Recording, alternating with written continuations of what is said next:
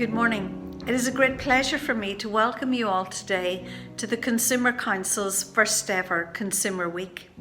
I would first of all like to thank Naona as Chief Executive and Sheila as Board Chair for kindly inviting me to open this event and to say how delighted I am to be given this opportunity. Over the last 4 years, the Consumer Council has hosted an annual Consumer Parliament event in March.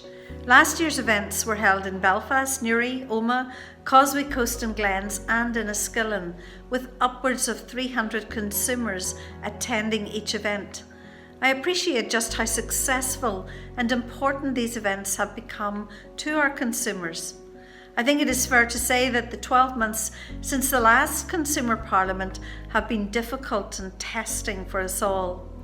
Undoubtedly, the COVID-19 pandemic has resulted in unprecedented financial difficulties for many consumers and businesses, and I would like to acknowledge that despite these challenging times, the Consumer Council has committed to continue to deliver a high level of service to all Northern Ireland's consumers. Indeed, over the last 5 years, the Consumer Council has helped thousands of consumers to secure compensation, with over £1.8 million returned to their pockets.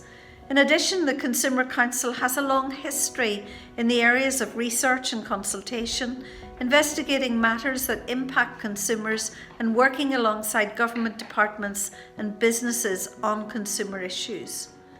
Turning to this year's New Style Consumer Week, due to the necessary COVID restrictions, the traditional Consumer Parliament approach has not been possible this year.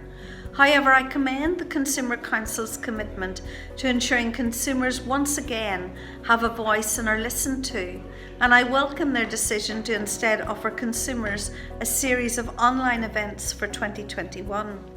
I believe that consumer protection and advocating for consumers has never been more important, given the challenges Northern Ireland consumers are now facing. And I'm delighted to see that there's an ambitious programme of events planned and that you have both an interesting and informative week ahead. The 2021 Consumer Week has something for everyone, with a wide range of diverse and interesting consumer topics. Partner organisations TransLink, Sustrans, Belfast International Airport and APTA will participate in COVID-19 impact discussions, ranging from public transport matters to how we can manage financially and guidance in foreign travel.